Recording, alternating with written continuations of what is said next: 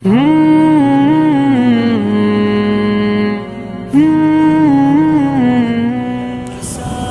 পাক তার রসুলকে সারা বিশ্বের জন্য রহমাতাল লিল আলামিন করে পাঠিয়েছিলেন। সূরা আম্বিয়ার 107 নম্বর আয়াতের মধ্যে আল্লাহ পাক নবী মুহাম্মদুর রাসূলুল্লাহ সাল্লাল্লাহু আলাইহি ওয়াসাল্লাম সম্পর্কে বললেন, আমা আরসালনাকা ইল্লা রহমাতাল লিল আলামিন। হে রসুল, আমি আপনাকে গোটা জগতের জন্য রহমত করে পাঠিয়েছি। অর্থাৎ গোটা জগতের মধ্যে মানব হোক চাই দানব, জিন হোক চাই ফেরেশতা, যারাই হোক, পশু হোক চাই পাখি, প্রত্যেকের জন্য আমি আপনাকে রহমত করে পাঠিয়েছি। আমাদের এখানে মনে রাখতে হবে যে নবী মুহাম্মদুর রাসূলুল্লাহ সাল্লাল্লাহু আলাইহি ওয়াসাল্লাম আসার পূর্বে আল্লাহ পাক যেদিন থেকে পৃথিবীতে মানবকে পাঠিয়েছিলেন, সেই দিন থেকে অসংখ্য নবী এবং রসুলদেরকে পাঠিয়েছেন। কারণ আল্লাহ পাক তার বান্দাদেরকে সিরাতে মুস্তাকিমের প্রতি পরিচালিত রাখার জন্য, প্রতিষ্ঠিত রাখার জন্য। আমরা প্রত্যেকেই জানি মানুষের মধ্যে সর্বশ্রেষ্ঠ ওলামায়ে কেরাম, ওলামায়ে কেরামের মধ্যে সর্বশ্রেষ্ঠ ফুকায়ে ইজম, ফুকায়ে ইজমের মধ্যে সর্বশ্রেষ্ঠ সাহাবায়ে কেরাম, সাহাবায়ে কেরামদের পরে সর্বশ্রেষ্ঠ নবী আলাইহিস সালাতু ওয়াস সালাম। অর্থাৎ যত নবী আল্লাহ পাক পাঠিয়েছেন, সর্বযুগের, সর্বকালের, সর্বসময়ের জন্য শ্রেষ্ঠ মানব ছিলেন তানারা। আর নবীগণদের মধ্যে সর্বশ্রেষ্ঠ আমার আপনার রসুলকে করে পাঠিয়েছেন। আর উম্মতের মধ্যে সর্বশ্রেষ্ঠ আমার আপনার রসুলের উম্মতদেরকে পাঠিয়েছেন। সুতরাং আদম আলাইহিস সালাতু ওয়াস সালাম থেকে নিয়ে নবী মুহাম্মদুর রাসূলুল্লাহ সাল্লাল্লাহু আলাইহি ওয়াসাল্লাম পর্যন্ত 6392 বছরের ডিফারেন্স পাওয়া যায়। নবী আলাইহিস সালাতু ওয়াস সালাম তানার জন্ম সম্পর্কে মুআররিখিনরা যে মতামত পেশ করেছেন, তার মতামতের মধ্যে প্রকাশ্যে দুটো মতামত পাওয়া যায়। একটা হচ্ছে 9 রবিউল আউয়াল আর একটা হচ্ছে 12 রবিউল আউয়াল। তবে প্রসিদ্ধ মতামত হলো 12 রবিউল আউয়ালে আল্লাহ নবী সাল্লাল্লাহু আলাইহি ওয়াসাল্লামকে এই ধরার বুকে রৌশন চিরাগ হিসেবে আল্লাহ পাক পাঠিয়েছিলেন। নবী সাল্লাল্লাহু আলাইহি ওয়াসাল্লাম যেদিন ভূমিষ্ঠ হয়েছিলেন, তিনি জ্যান্ত মুজিজা নিয়ে ভূমিষ্ঠ হয়েছিলেন। অর্থাৎ যেদিন আল্লাহ নবী সাল্লাল্লাহু আলাইহি ওয়াসাল্লাম পৃথিবীর বুকে আসেন, ধরার বুকে আসেন, জন্ম লাভ করেন, সেই দিন সেই জমানার সুপ্রিম পাওয়ার দুইটা দেশ ছিল, একটা হচ্ছে পারস্য আর একটা হচ্ছে রোম। রোমের নাম এখনো পর্যন্ত রোম তো আছে, পারস্যের নাম তখন মুলকে ফারিস ছিল। সেই যুগের সুপার পাওয়ার, বর্তমানের যেমন সুপার পাওয়ার আমেরিকা, সেই যুগের সুপার পাওয়ার ছিল রোম এবং পারস্য। সেখানকার সুপ্রিম পাওয়ার, পারস্য দেশের সুপ্রিম পাওয়ারের 14টা চূড়া, বড় বড় যে বিল্ডিং ছিল তার 14টা চূড়া ধসে গিয়েছিল। এবং পারস্যের মানুষেরা যে অগ্নি পূজারক ছিল, আগুন পূজা করত, হাজার হাজার বছর ধরে তারা আগুন পূজা করে আসছিল, যার কারণে তাদেরকে মাজুসি বলা হয়। এবং তারা আগুন ছাড়া অন্য কাউকে রব বলে মানত না। হঠাৎ করে সেই আগুন নিভে গিয়েছিল। এখন নবী সাল্লাল্লাহু আলাইহি ওয়াসাল্লাম সবেমাত্র ভূমিষ্ঠ হয়েছেন। মনে রাখতে হবে, আল্লাহ নবী সাল্লাল্লাহু আলাইহি ওয়াসাল্লাম এই ভূমিষ্ঠ হওয়ার পরে আল্লাহ পাক দুটো ঘটনা ঘটিয়ে দেখিয়েছেন। একটা তো মুলকে ফারিসের, অর্থাৎ পারস্য দেশের যে সম্রাট ছিল, কিসরার 14টা চূড়াকে ধ্বংস করে দেওয়া এবং তার সঙ্গে সঙ্গে তাদের অগ্নিকুণ্ডকে নিভিয়ে দেওয়া। এর দ্বারাই আল্লাহ পাক বিশ্বের বুকে মেসেজ দিয়েছিলেন যে এমন এক ব্যক্তি আগমন ঘটেছে, যে ব্যক্তি এসে পৃথিবীর বুকে যত ধরনের কুসংস্কার আছে, যত ধরনের নোংরা আবর্জনা আছে, যত ধরনের শিরক আছে, যত ধরনের মিথ্যা ইবাদতখানা আছে, প্রত্যেকটাকে ধ্বংস করবে। সেটাই হয়েছিল নবী মুহাম্মদুর রাসূলুল্লাহ সাল্লাল্লাহু আলাইহি ওয়াসাল্লামের জীবদ্দশায়, সেটাই হয়েছিল শেষমেশ। আল্লাহ নবী সাল্লাল্লাহু আলাইহি ওয়াসাল্লাম মুলকে ফারিসকে এবং মুলকে রোমকে চিঠির দ্বারাই দাওয়াত দিয়েছিলেন কিন্তু তারা আল্লাহ নবী সাল্লাল্লাহু আলাইহি সাল্লামের দাওয়াতকে অস্বীকার করেছিল। শেষমেশ দুজনেরই রাজত্ব শেষ হয়ে গিয়ে এবং তারা শেষ পর্যন্ত ভিখারি পর্যন্ত হয়ে গিয়েছে। এখন তাদের রাজত্ব তাদের হাতে আজও পর্যন্ত বাকি নাই। আল্লাহ নবী সাল্লাল্লাহু আলাইহি ওয়াসাল্লাম ভূমিষ্ঠ হলেন। বাড়িতে বাচ্চা ভূমিষ্ঠ হলে দাদাদের মা বাপের যতই না খুশি হয়, তার থেকে দাদারা বেশি আনন্দিত হয়। নবী মুহাম্মদুর রাসূলুল্লাহর জন্মগ্রহণের পরে দাদা আব্দুল মুত্তালিব তিনি গেলেন নিজের এতিম নাতি আদরের সন্তান জনাবে মুহাম্মদুর রাসূলুল্লাহ সাল্লাল্লাহু আলাইহি ওয়াসাল্লামকে কোলে করে নিয়ে কাবার চত্বরে গেলেন, কাবায় তাওয়াফ করলেন এবং কাবার সামনে দাঁড়িয়ে তানার ভবিষ্যৎ উজ্জ্বলতার জন্য তিনি দোয়া করলেন। কারণ তখনও তো তানারা জানেননি যে ইনি একজন নবী হবেন, ইনি একজন অসাধারণ মানুষ হবেন, এ সম্পর্কে তারা কেউ জানতেন না। তাই দাদা নিজের আদরের নাতিকে কোলে করে নিয়ে খানায় কাবার চত্বরে গিয়ে কাবাকে তাওয়াফ করে সেখানে তার ভবিষ্যতের জন্য দোয়া করেছিলেন এবং তিনি তার নাম রেখেছিলেন মুহাম্মদ। নবী আলাইহিস সালাতু ওয়াস সালাম শিশু নবীকে কোলে করে নিয়ে বাড়ি ফিরলেন। সপ্তম দিনে নবী মুহাম্মদুর রাসূলুল্লাহ সাল্লাল্লাহু আলাইহি ওয়াসাল্লামের নামে আকিকা করলেন এবং কুরাইশ গোত্রের মানুষদেরকে দাওয়াত দিলেন। প্রত্যেকে দাওয়াত খাওয়ার জন্য আল্লাহর নবী সাল্লাল্লাহু আলাইহি ওয়াসাল্লামের দাদার বাড়িতে উপস্থিত। আমরা যেমন কোনো বাড়িতে যদি সপ্তম দিনের আকিকাতে যাই, নবজাতক শিশুর তাহনিকে যাই, নবজাতক শিশুর আকিকাতে যাই, সেখানে গিয়ে শিশুকে দেখি তার গায়ে মাথায় হাত বোলাই, হাত বোলাতে না পারলেও জিজ্ঞেস করি, ভাই হলে ভাই, চাচা হলে চাচা, দাদা হলে দাদা, তাদেরকে জিজ্ঞেস করি যে ভাই কি নাম রেখেছেন বাচ্চাটার। মনে রাখতে হবে নবী মুহাম্মদুর রাসূলুল্লাহ সাল্লাল্লাহু আলাইহি ওয়াসাল্লামের ভূমিষ্ঠ হওয়াটা যেমন ইতিহাসে সাক্ষী, রাসূলুল্লাহ সাল্লাল্লাহু আলাইহি ওয়াসাল্লামের নামটা ইতিহাস সম্পর্কীয় উজ্জ্বল দীপ্ত কণ্ঠের প্রদীপ ছিল। লোকেরা জিজ্ঞাসা করতে লাগলো, আব্দুল মুত্তালিব তুমি তোমার নাতির কি নাম রেখেছো?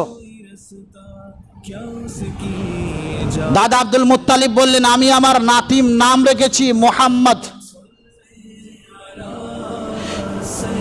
যখন নবী মুহাম্মদুর রাসূলুল্লাহ সাল্লাল্লাহু আলাইহি ওয়াসাল্লামের নাম সম্পর্কে আরবের মানুষরা জানতে পারলো যে নাতির নাম রেখেছে মুহাম্মদ, অথচ আরবে ওই সময় প্রচলন ছিল দেবদেবীর সঙ্গে সম্পর্ক করে নাম রাখা।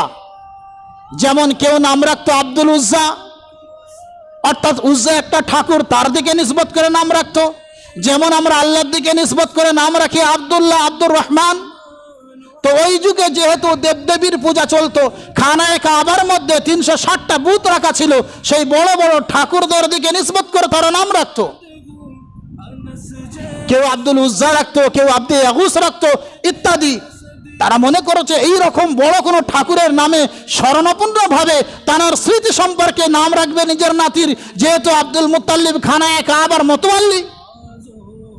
কিন্তু যখন মুহাম্মদ নামটা শুনলো তখন তারা বিকশিত হয়ে গেল যে আপনি খানায় কাবার মোতাওয়াল্লি, আপনার দেখরেখের জিম্মেদার এই খানায় কাবা, সেখানে এত বড় বড় দেবদেবী রাখার পরেও তার নামের সঙ্গে নাম রাখলেন না, বরং এমন আলাদা করে নাম রাখলেন কেন?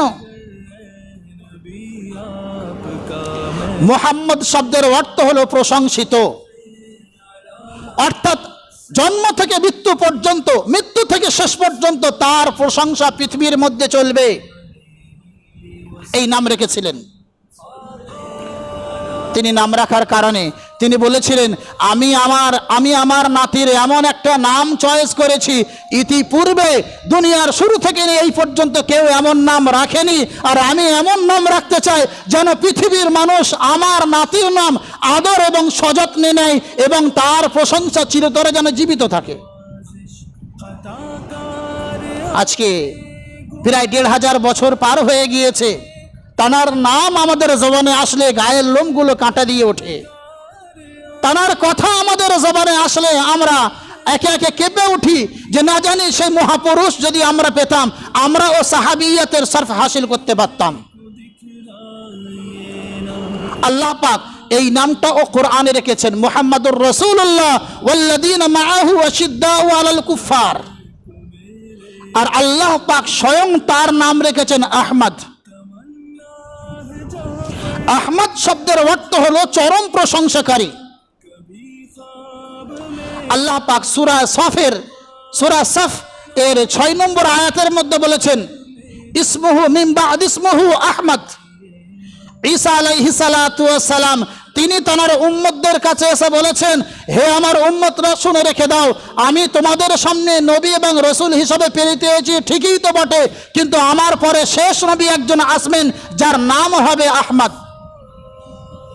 আহমদ শব্দের অর্থ হলো চরম প্রশংসাকারী, অর্থাৎ যার প্রশংসা এত দীপ্ত হবে, যিনি এত বেশি প্রশংসা করবেন আল্লাহ পাকের, যার প্রশংসায় আল্লাহ পাক আরো বেশি প্রশংসিত হয়ে আল্লাহ পাক খুশি হয়ে তাকে মাকামে মাহমুদ দান করে শাফাআতে কুবরা দান করবেন। তিরমিজি শরীফের বাবু শাফাআর মধ্যে আল্লাহ নবী সাল্লাল্লাহু আলাইহি ওয়াসাল্লামের শাফাআতে কুবরার হাদিস ইমামে তিরমিজি রাহমাতুল্লাহ আলাইহি নিয়ে এসেছেন। তার সংক্ষিপ্ত বর্ণনা এইরূপ যে কাল কিয়ামতের ময়দানে যখন আল্লাহ সুবহানাহু ওয়া তাআলা পৃথিবীর শুরু থেকে শেষ পর্যন্ত যত মানব আছে সকলকে ময়দানে মাহশারে হাজির করবেন, এখন আল্লাহ পাক হিসাব কিতাব শুরু করবেন না। এমন সময় মানুষ পেরেশান হয়ে যাবে, ঘামে হাবুডুবু খেতে লাগবে। মানুষ পেরেশান হয়ে শেষমেশ একে অপরের সঙ্গে বলবে, আরে চলো না, আমাদের তো ময়দানে মাহশারে হাজির করা হয়েছে হিসাব কিতাবের জন্য, এখনো আল্লাহ পাক হিসাব কিতাব করছেন না, চলো না অন্য কোনো মানুষের কাছে গিয়ে বলি যারা আল্লাহর কাছে সুপারিশ করবেন। তাদের মধ্যে একজন বলে উঠবেন, চলো সর্বপ্রথম মানব আদম আলাইহিস সালাতু ওয়াস সালাম, যাকে আল্লাহ পাক নিজের কুদরতি হাতে বানিয়েছিলেন, যাকে আল্লাহ পাক জান্নাতের মধ্যে অবস্থান করেছিলেন, যাকে আল্লাহ পাক আবুল বাশার বানিয়েছিলেন, যাকে আল্লাহ পাক প্রথম নবী করে সৃষ্টি করেছিলেন, এমন মানবের কেমন নবীর কাছে যাই, গিয়ে তানাকে গিয়ে বলি, তার প্রশংসা করে তানাকে বলি, যাতে তিনি আমাদের প্রশংসায় উৎসাহিত হয়ে আল্লাহর কাছে গিয়ে আমাদের জন্য সুপারিশ করেন। একদল মানুষ আদম আলাইহিস সালাতু ওয়াস সালামের কাছে যাবেন। আদম আলাইহিস সালাতু ওয়াস সালামের কাছে গিয়ে বলবেন, আপনি না আদম, আপনাকে আল্লাহ পাক নিজের হাতে কুদরতি হাতে তৈরি করেছিলেন, আপনার মধ্যে সর্বপ্রথম আল্লাহ পাক রূহ ফুঁকেছিলেন, আপনাকে আল্লাহ পাক জান্নাতের মাকাম দান করেছিলেন, আপনাকে আল্লাহ পাক আবুল বাশার করে তৈরি করেছিলেন, আপনি আমাদের অবস্থা দেখা পাচ্ছেন না, আমরা ঘামে হাবুডুবু খাচ্ছি, আমাদের কি অবস্থা, আমরা কষ্টের মধ্যে হাবুডুবু খাচ্ছি, আপনি রব্বে যুল জালালের সামনে গিয়ে আপনি আমাদের জন্য সুপারিশ করেন, আল্লাহ পাক আমাদের তাড়াতাড়ি হিসাব কিতাব শুরু করে আমাদের জান্নাত হয় জান্নাত, জাহান্নাম হয় জাহান্নাম, যেখানে বিচার হবে সেখানে আল্লাহ পাক পৌঁছে দিক, আল্লাহ পাক বিচারটা তো শুরু করুক। আদম আলাইহিস সালাতু ওয়াস সালাম বলবেন, তোমরা ঠিকই বলেছো, কিন্তু মনে আছে কি, আমি যখন জান্নাতে ছিলাম আল্লাহ পাক আমাকে জান্নাতের মধ্যে ওই গাছ থেকে খেতে নিষেধ করেছিলেন, ওই নিষিদ্ধ ফল ভক্ষণ করতে নিষেধ করেছিলেন, কিন্তু আমি তো খেয়ে ফেলেছিলাম, অর্থাৎ আমি তো তার আদেশকে ওই দিনের জন্য পালন করতে পারি নাই। আর আজকে দিনের ঘটনা কি বলবো, ইন্নার রব কদ গদিবাল ইয়াওমা গদাবান শাদীদা লাম ইয়াগদাব ক্বাবলাহু ওয়ালা মিসলাহু বাদা। বলবে আমার প্রভু আজকের দিনে এত রেগে আছেন, না ইতিপূর্বে কোনোদিন এত রেগে ছিলেন, না এর পরে কোনোদিন এত রাখবেন, আমি এখন যেতে পারবো না, যাও তোমরা নূহ আলাইহিস সালাতু ওয়াস সালামের কাছে যাও। হাসরের ময়দানের ওই সমস্ত পেরেশান মানুষরা দৌড়ে দৌড়ে নবী নূহ আলাইহিস সালাতু ওয়াস সালামের কাছে যাবেন, তানাকে গিয়ে এইভাবে তানার প্রশংসা করবেন, প্রশংসা করার পরে তানার কাছে দাবি করবেন যে আপনি যান আল্লাহ রাব্বুল ইজ্জতের কাছে আমাদের জন্য সুপারিশ করেন, যেন আল্লাহ পাক আমাদের হিসাবটা তাড়াতাড়ি শুরু করে দেয়, আমাদের ময়দানটা ক্লিয়ার করে দেন। নূহ আলাইহিস সালাতু ওয়াস সালাম নিজের ওজর দেখাবেন, ইব্রাহিম আলাইহিস সালাতু ওয়াস সালামের কাছে লোক যাবেন, ইব্রাহিম আলাইহিস সালাতু ওয়াস সালামের কাছে লোক যাওয়ার পরে দাবি করবেন, ইব্রাহিম আলাইহিস সালাতু ওয়াস সালাম নিজের উজর দেখাবেন, ইব্রাহিম আলাইহিস সালাতু ওয়াস সালাম মুসার কাছে পাঠাবেন, মুসা আলাইহিস সালাতু ওয়াস সালাম উজর দেখাবেন, মুসা আলাইহিস সালাতু ওয়াস সালাম ঈসার কাছে পাঠাবেন, ঈসা আলাইহিস সালাতু ওয়াস সালাম উজর দেখাবেন, ঈসা আলাইহিস সালাতু ওয়াস সালাম শেষে গিয়ে আল্লাহ নবী সাল্লাল্লাহু আলাইহি ওয়াসাল্লামের কাছে পাঠাবেন। আল্লাহ নবী সাল্লাল্লাহু আলাইহি ওয়াসাল্লামের কাছে যাওয়ার পরে আল্লাহ রাসূল সাল্লাল্লাহু আলাইহি ওয়াসাল্লাম তিনি আল্লাহর আরশে আজিমের নিচে মাকামে মাহমুদে গিয়ে সাজদায় পড়ে যাবেন। আর আল্লাহর এমন এমন প্রশংসা করবেন, ইতিপূর্বে তিনি কোনোদিন এমন প্রশংসা কারোর কোনোদিন করেননি। এমন শব্দ দিয়ে আল্লাহর কোনোদিন প্রশংসা করেননি, এমন এমন প্রশংসা করবেন। আল্লাহর নবী সাল্লাল্লাহু আলাইহি ওয়াসাল্লামের সেই প্রশংসায় আল্লাহ পাক খুশি হবেন, আল্লাহ পাক আনন্দিত হবেন। আল্লাহ পাক আনন্দিত হয়ে নবী মুহাম্মদুর রাসূলুল্লাহ সাল্লাল্লাহু আলাইহি ওয়াসাল্লামকে সেদিন বলবেন, ইয়া মুহাম্মদ ইরফা রাসাক সাল তুতা ওয়াশফা তুশাফা। হে মুহাম্মদ, তুমি মাথা তোলো, তোমার মাথা নিচে থাকবে, আমার সামনে আমার সহ্য হয় না। ইয়া মুহাম্মদ ইরফা রাসাক, হে মুহাম্মদ তুমি তোমার মাথা তুলে নাও। সাল তুতা, তুমি কি চাইবে চাও, তোমাকে দেওয়া হবে। ওয়াশফা তুশাফা, তুমি কার জন্য সুপারিশ করবে বলো, আমি তোমার সুপারিশকে কবুল করব। সুবহানাল্লাহি ওয়া বিহামদিহি। সম্মানীয় বন্ধুগণ, তাই আল্লাহ নবী সাল্লাল্লাহু আলাইহি ওয়াসাল্লামের নাম রাখা আছে আহমদ, চরম প্রশংসাকারী। আল্লাহ পাকের এত বেশি প্রশংসা করবেন, আল্লাহ পাক প্রশংসায় প্রশংসিত হয়ে নবী মুহাম্মদুর রাসূলুল্লাহর উপরে খুশি হয়ে ময়দানে মাহশারে সমস্ত মানুষের পেরেশানিকে দূর করার জন্য তিনি হিসাব ও কিতাব শুরু করবেন এবং রাসূলুল্লাহ সাল্লাল্লাহু আলাইহি ওয়াসাল্লামের সর্বপ্রথম সুপারিশে তার অধিকাংশ উম্মতকে জান্নাত প্রদান করবেন। এই ছিল আহমদ নামের সংক্ষিপ্ত ব্যাখ্যা। নবী সাল্লাল্লাহু আলাইহি ওয়াসাল্লাম বর্ণনা অনেক লম্বা, জীবনীতে অনেক লম্বা, তার সংক্ষিপ্ত করেও বর্ণনা এখন অর্ধেক কেন কিছুটাই পৌঁছাতে পারিনি। নবী মুহাম্মদুর রাসূলুল্লাহ সাল্লাল্লাহু আলাইহি ওয়াসাল্লাম দুইটা নাম আমাদের সামনে এসেছে। একটা হচ্ছে মুহাম্মদ প্রশংসিত, আর একটা হচ্ছে আহমদ অত্যন্ত প্রশংসাকারী, চরম প্রশংসাকারী। এই দুইটা নামকে আল্লাহ পাক কোরআনে কারীমের মধ্যে বর্ণনা করেছেন। আমরা প্রত্যেকেই জানি কোরআনে কারীমকে আল্লাহ পাক লিপিবদ্ধ করেছিলেন, কোরআনে কারীমকে আল্লাহ পাক তৈরি করেছিলেন দুনিয়া সৃষ্টি হওয়ার 500 বছর পূর্বে, কেউ কেউ বলেছে 50,000 বছর পূর্বে। বিভিন্ন রিওয়ায়াতের মধ্যে বিভিন্ন বর্ণনা রয়েছে। সুতরাং আল্লাহ পাকের তরফ থেকে তার এই নামগুলো দাদার মধ্যে ইলকা করা হয়েছিল, দাদা নাম রেখেছিলেন, মায়ের মধ্যে ইলকা করা হয়েছিল, মা নাম রেখেছিলেন, এবং সেই নামগুলোকে আল্লাহ পাক কোরআনে কারীমের মধ্যে বর্ণনা দিয়েছেন। বর্তমান সময়ে আমরা আমাদের সন্তানদের নাম রাখি হাস্যকর বিষয়, আমরা আমাদের সন্তানদের নাম রাখি হাস্যকর বিষয়। যদি আমাদেরকে সুন্দর সুন্দর নাম, নবীদের নাম, রসুলদের নাম, সাহাবীদের নাম, পয়গম্বরদের নাম, ওলিদের নাম, বুজুর্গানে দিনদের নাম রেখে নাম বলে দেওয়া হয়, বলে হুজুর এটা তো পুরাতন নাম, এটা তো পুরাতন নাম, একটা নতুন নাম রেখে দেন। তার অজানা কোনো নতুন নাম বললে তবে সে নিতে চায়, এবং সেই নামটা যদি তার মানে বিকৃতি হয় হোক গে সেই নামটা রাখবে, আর না হলে তারা ফিল্ম এবং সিরিয়াল দেখে সেখান থেকে নাম নির্বাচন করে নিজের সন্তানের নাম রাখবে। মনে রাখবেন আপনার সন্তানের নামটা কিয়ামতের দিনে হয়তো জাহান্নামের জ্বালানিও বানতে পারে। ইনশাআল্লাহ এর পরে কোনোদিন নাম সম্পর্কে বলা হবে। আল্লাহ পাক আমাকে এবং আপনাকে নবী মুহাম্মদুর রাসূলুল্লাহ সাল্লাল্লাহু আলাইহি ওয়াসাল্লামের সুন্নত অনুপাতে জীবনযাপন করার তৌফিক দান করুন। আমিন। আখির দাওয়ানা আলহামদুলিল্লাহি রাব্বিল আলামিন।